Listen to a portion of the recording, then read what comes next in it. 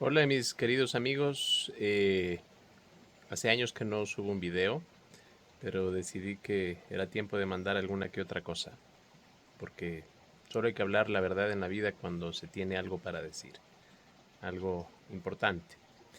Y bueno, voy a empezar este video, probablemente sea la primera parte de una serie, a contarles una experiencia que tuve hace años cuando formaba parte de un grupo de contacto.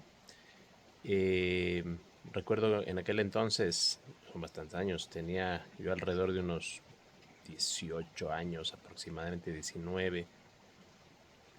Y un buen día se acercó a este grupo un señor, una padre de familia con sus dos hijos, tendrían unos 9 años aproximadamente una, el otro unos 10, y que nos contó una experiencia extraordinaria, que él decía que ellos tenían un contacto con un, no sabría si decirles extraterrestre o ultraterrestre, porque era un ser que se materializaba o desmaterializaba a voluntad y que los visitaba de manera regular en su casa en la zona de la costa de acá de Ecuador.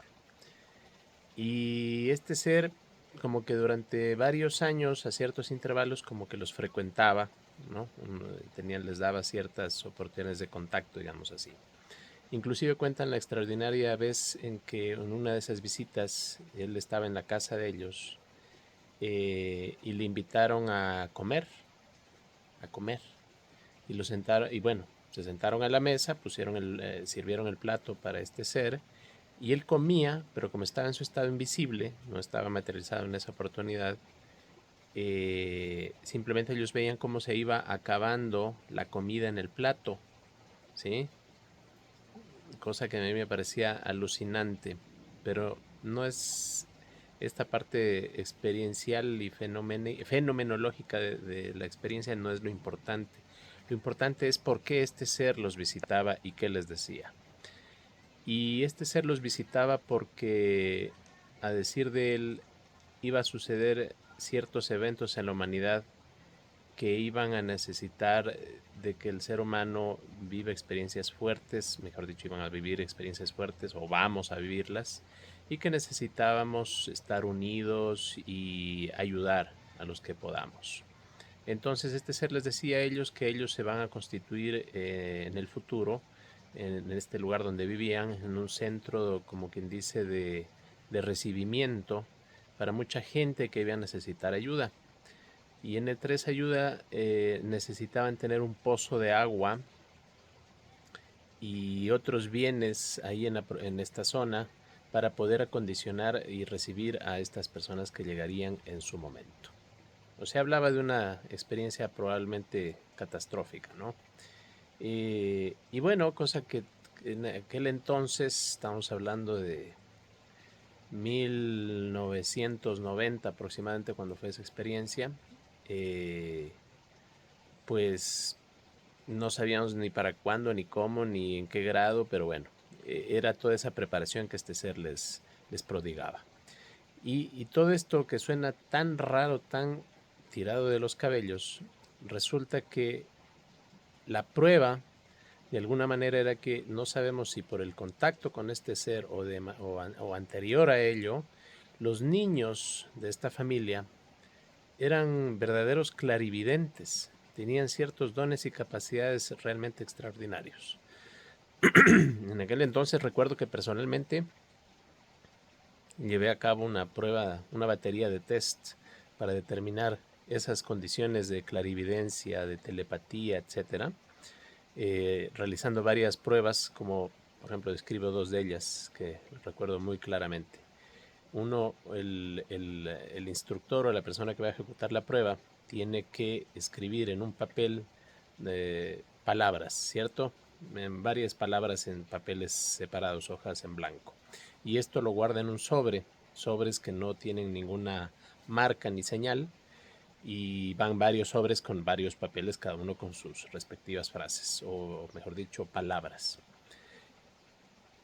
Acercamos estos papeles hacia los niños para que se concentren y traten de saber qué dice adentro cada papel, ¿no? Este sobre oculto. Y era increíble, no fallaron en ninguno, ¿sí? Para cerciorarse de que no estén haciendo una lectura telepática, obviamente el que ejecuta la prueba tiene que bloquearse mentalmente, es decir, mientras está corriendo la prueba, porque solo uno preparó el material, esa persona que fui yo, tienes que estar pensando en otras cosas, o sea, en una canción, o sea, no estar pensando en lo que está escrito allí para que no te lean la mente, si se puede decir así. Y lo hice y pese a ello, pues ellos perfectamente identificaron lo que había dentro de esos papeles. Después corrimos otra prueba que era en una caja metálica, guardar varios objetos, ¿sí? Y que la persona supuestamente clarividente debería identificar. Bueno, corrimos la prueba y lo hicieron perfectamente. Encontraron lo que había dentro, que si el lápiz, que si el borrador, que si el anillo, que si el tal, todo perfectamente identificado. No, o sea, les corrimos toda esa serie de baterías durante 1 hora y realmente nos quedamos boquiabiertos de la capacidad que tenían. Yo nunca he vuelto a ver a alguien con tal sensibilidad y capacidad. Después, años después, les perdimos la pista y no sabemos qué habrá sucedido. Pero hoy por hoy, hechos como estadísticas donde describen que en Latinoamérica un 30% de los latinoamericanos han sufrido alguna clase de catástrofe, desde un terremoto, que si la erupción de un volcán, que si una sequía, etcétera, etcétera, un deslave, ¿no? De una montaña, etcétera, me lleva a pensar que en verdad muchas veces uno espera o piensa que no se han cumplido las famosas profecías que tanto hemos escuchado, porque no nos ha pasado nada, ¿sí? Pero no es que no nos ha pasado nada, es que simplemente pertenecemos a los que no nos ha tocado, por supuesto, pertenecemos a ese pequeño, a ese grupo de gente al que todavía no le sucedió nada. Pero ¿qué está sucediendo últimamente? Últimamente, este video 2023, vemos que el mundo se está complicando, que estas catástrofes o eventos aislados cada vez son más, estadísticamente hablando, hay una casuística mayor. Y quién sabe, mañana nos toque, ¿no? Entonces por eso decidí hacer este video. ¿Y por qué? Porque lo que les voy a decir es importante primero saber que desde mi punto de vista las profecías son justamente hechos, advertencias que se nos entregan para precautelar y cuidar el que no sucedan, ¿sí? Es decir, si hay una profecía no es porque viene dada para ser cumplida, viene dada para prevenir, para evitar que suceda. ¿Y tenemos la capacidad los seres humanos de evitar esto? La respuesta es sí, sí tenemos esa capacidad. Y la capacidad está dada en que nosotros, que estamos dormidos muchas veces, no sabemos que tenemos la fuerza y las condiciones mentales, no solo intelectuales, sino espirituales, para cambiar los hechos de las profecías y de las advertencias. Y ya lo hemos hecho en el pasado. La conjunción de personas conscientes y unidas, cuya intención se enfoca en la paz, en el bienestar del contexto de la humanidad y de sus hermanos, verdaderamente genera procesos de transformación y previene esos hechos. Y es así, con esa introducción que les voy a mencionar, que hay la probabilidad de que suceda un evento catastrófico, no sé si podría ser regional, local, global, no lo sé, pero que provoque básicamente el daño a la infraestructura eléctrica de algunas zonas grandes del planeta. ¿Y por qué? ¿Qué es lo que provocaría esto? Esto lo puede provocar una explosión solar, o también llamada llamarada solar, que es nada más que y nada menos que una eyección de masa coronal del Sol. ¿Y este fenómeno es algo nuevo? Pues no, ha sucedido en la humanidad de manera frecuente y regular. Lo que pasa es que en el pasado la humanidad no tenía la tecnología que hoy en día tenemos y por lo tanto sus efectos eran o muy pocos o ninguno, ¿sí? La última vez que tenemos un efecto registrado histórico donde hubo afectación a la humanidad fue en el año más o menos aproximadamente 1879 aproximadamente, eh, y que este efecto llamado efecto Carrington o evento Carrington, mejor dicho, fue precisamente eso, una eyección de masa coronal que impactó la Tierra de frente, porque las eyecciones de masa coronal suceden todo el tiempo, ¿no? Pero lo importante es que justo la cara de la Tierra esté justo esa cara del Sol donde hace la proyección y sea de cierta magnitud. Entonces ese impacto provoca precisamente que se manifiesten auroras boreales, es decir, un efecto de radiación electromagnética solar y de carga de altas partículas llegan hacia nuestra atmósfera. Entonces se aprecia pues eso, una aurora boreal global, ¿no? En zonas que no correspondería, como primer efecto visual, que según dicen fue hermoso en aquellos años. Pero claro, la infraestructura que había en ese entonces apenas era la de los cables telegráficos, que por cierto se dañaron, ¿no? Cuentan ahí los telegrafistas que ellos dieron la instrucción de, precisamente para prevenir el problema o mitigarlo, de desconectar las baterías que estaban conectadas a esta infraestructura de cables, y aún así, sin estar la batería conectada, los cables estaban energizados, ¿sí? Era tal la energía que estaba en la atmósfera y obviamente provocó daños a esa infraestructura. Podían telegrafiar sin necesidad de estar conectados a ninguna fuente de energía esos cables, ¿sí? Entonces pensemos si eso sucediese ahora. ¿Y por qué ahora? Dirán, ¿no? ¿Por qué ahora? Bueno, siempre ha sido una posibilidad que estaba ahí, ¿no? Pero justamente ahora surge que un crop circle, se los voy a poner acá en el video para que lo puedan apreciar, que son básicamente estos dibujos que hacen los extraterrestres en los campos de trigo, sobre todo en Gran Bretaña y otros países. Bueno, uno de ellos ha aparecido en Gran Bretaña en el año 2022, ha sido decodificado y esa decodificación, el mensaje que trae encriptado, básicamente señala de manera muy precisa los ciclos solares, ¿no? Los ciclos solares, la actividad solar tiene un ciclo alto y uno bajo, es decir, como una onda, ¿no es cierto? El ciclo alto es la parte de arriba y la parte baja es el ciclo bajo. Y estos ciclos se provocan, estas montañitas, digamos, cada 11 años para que llegue a su alto y luego 11 años que dura el ciclo bajo, ¿sí? Entonces, precisamente ahora, según este crop circle, estamos entrando en un ciclo alto, ¿ya? Nos toca ahora en el ciclo alto. Y esto debe suceder según las estimaciones de los científicos heliosféricos, aproximadamente entre 2023 y 2026, debemos estar arribando a ese máximo solar. Y según este calendario dibujado ahí en el cereal, en ese momento precisamente puede haber una eyección de masa coronal dirigida hacia la Tierra. Entonces, de ahí es labor nuestra el determinar cuál podría ser el impacto. Hay muchas preguntas no resueltas, como saber, bueno, y si esto sucede, ¿será un fenómeno global o solamente a la cara de la Tierra en la que era de día cuando sucedió esto? Etcétera. No están respondidas, pero podemos reflexionar al respecto.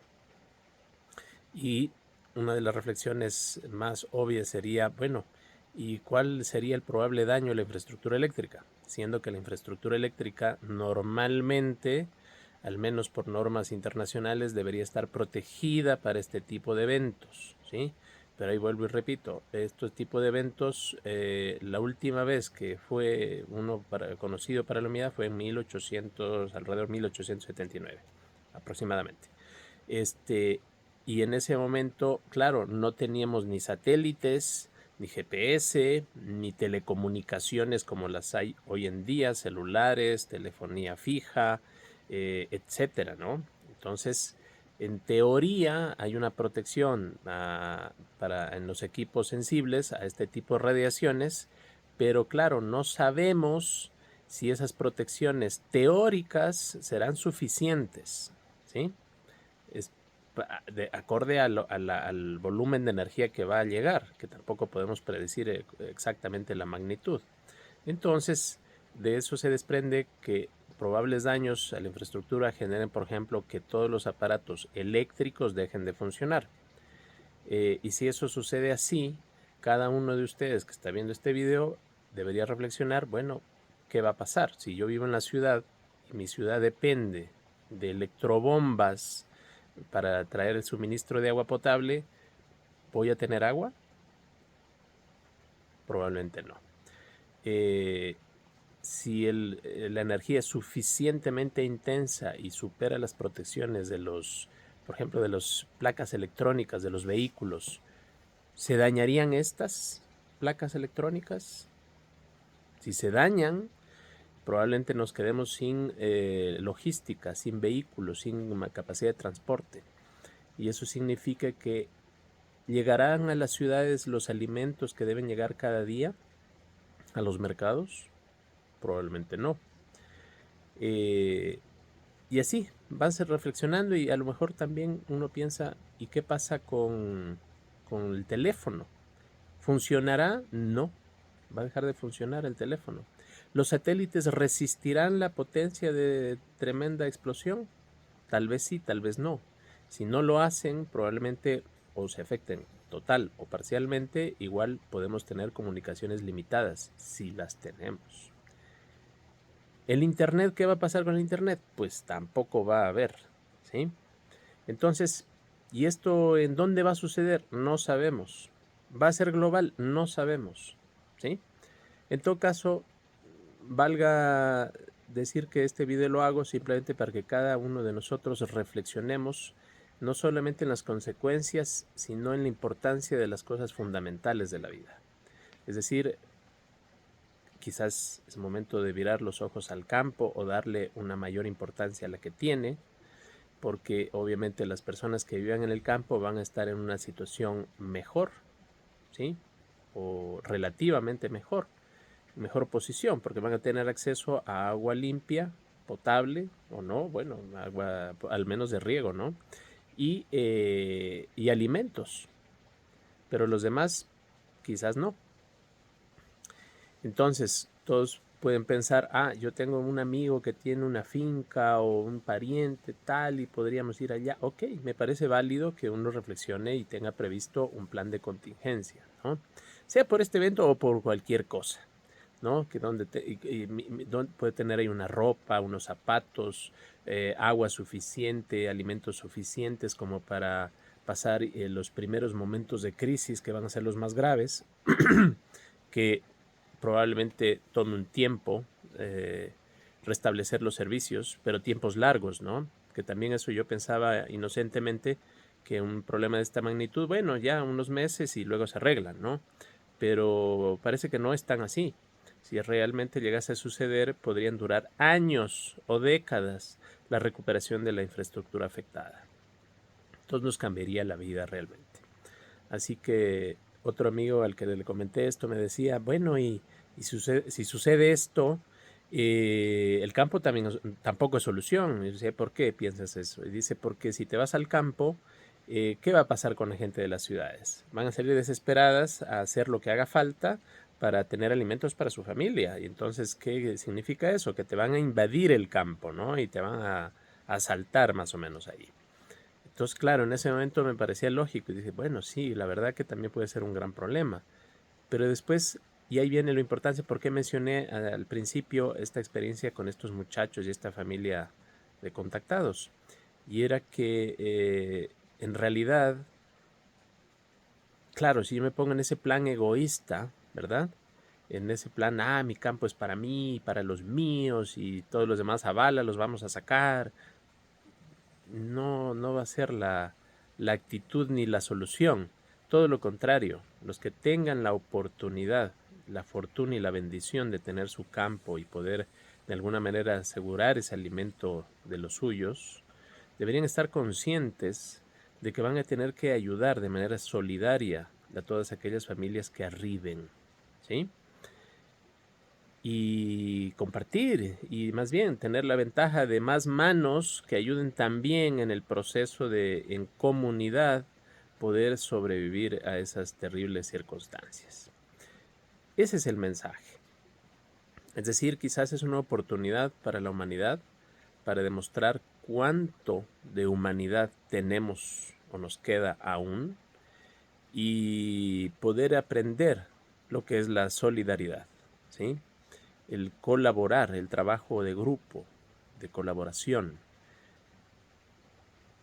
Va a ser difícil porque somos personas que nos hemos desarrollado muchas veces de manera individual, ¿sí?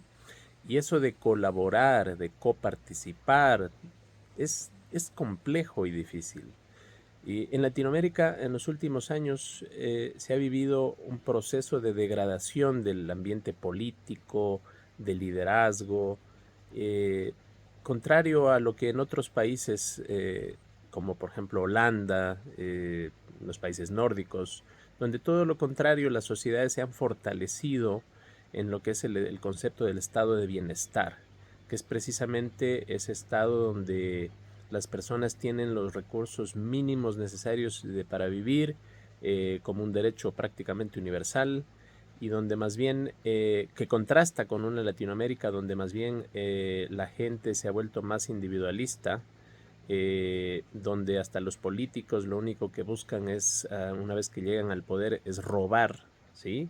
O justamente ver cómo hacer algo para sí, para sus grupos y sus intereses, sus agendas particulares, desconociendo absolutamente el sentido de comunidad de lo que estamos hablando, desconociendo ese estado de bienestar que debe ser construido más bien como parte de una sociedad evolucionada, donde el estado de bienestar se construye precisamente en la colaboración y la interacción grupal y no en el individualismo, ¿sí? Que es más bien una manifestación de una cualidad primaria de una humanidad todavía falta de evolución. Entonces, qué contraste, ¿no? Que existe hoy en día en el mundo. ¿Cómo eventos de esta naturaleza podrían llevarnos a cambiar abruptamente esos comportamientos individuales? Yo pienso que la evolución no es una casualidad, ¿no? La evolución necesita de ciertas experiencias o estímulos para suscitarse. Si tenemos esta experiencia, este estímulo, ¿en qué grado podríamos evolucionar y mejorar para desarrollar estas cualidades, este sentido de grupo, de trabajo grupal mancomunado, ¿no? Son cosas que la humanidad tiene que aprender. ¿Para qué? Para poder llegar a un siguiente estado evolutivo. Un estado donde la humanidad trabaje unida y no separada, no fragmentada, como hoy por hoy se ve. Ejemplo, cada país individualmente lucha y brega por su propia agenda. Escuché el otro día que ya China va a manifestar su plan de conquista espacial, básicamente, ¿no? ¿Cuál es su plan de explotación del sistema solar? Qué interesante pretensión, pero claro, es el plan de China. Y todo el mundo dice, ¿y cuál será el plan de Estados Unidos? ¿Y cuál será el plan de Francia? ¿Y cuál será el plan de Ecuador? ¿No? Ninguno. O sea, seguimos siendo sociedades altamente individualizadas, donde precisamente nos ha hecho mucho mal, sobre todo en Latinoamérica, la polarización política, donde cada quien va por su corriente, ¿no? Y polarizados, el que tiene separado del que no tiene, el pobre del rico separados, y más bien asusados por por ese ambiente político destructor que pretende exacerbar esos ánimos de esas personas que necesitan para usarlas, manipularlas en su favor, para comprar un voto. Penoso, penoso. Entonces, todos estos procesos realmente uno piensa, ¿y cómo pueden cambiar? ¿Cómo pueden mejorar? Quizás necesitemos de un problema de esta naturaleza como el que estoy narrando para volver a lo esencial y volver a entender que el ser humano tiene que vivir junto, unido, en paz y en armonía. Así que bueno, mis queridos amigos, hermanos, esperemos que esto no suceda, pero si tiene que suceder, que nos agarre preparados, conscientes. No solamente les estoy diciendo esto para que vayan a precautelar mi agua, mi semilla, donde el campo donde yo voy a llegar y cómo yo voy a resolver. No es solo eso, sino preparados en todo sentido, para generar una sociedad más justa, de equilibrio y que aprendamos precisamente a desarrollar estos valores que acabo de describir. Así que bueno, les dejo este video, que sea lo que Dios quiera. Que sea lo que Dios quiera. Y para referencia de estos acontecimientos, el Crop Circle, les voy a dejar en la descripción del video el nombre de un libro que describe del científico que decodificó el libro, que he leído varios libros de él, muy interesantes, que merece la pena ver. Son los mensajes que nos dejan los de arriba, ¿no? ¿Y por qué nos dejan esos mensajes? Porque, bueno, es como tratando un poco de prevenirnos, de cuidarnos, pero ellos no son sociedades intervencionistas. Y no lo van a hacer tampoco, no deberían. ¿Por qué? Porque están respetando nuestro propio proceso de evolución. Ellos deben haber vivido sus crisis, sus guerras, sus hambrunas, su egoísmo, ¿sí? En su momento. Y saben que es necesario para aprender a desarrollar cualidades superiores. Entonces no nos van a quitar este derecho que tenemos nosotros, de a veces lamentablemente de hacernos daño a nosotros mismos en nuestra infancia espiritual. Así que bueno, lean, infórmense un poquito, esperemos que no suceda, pero que no nos agarre desprevenidos. Un abrazo, hasta pronto.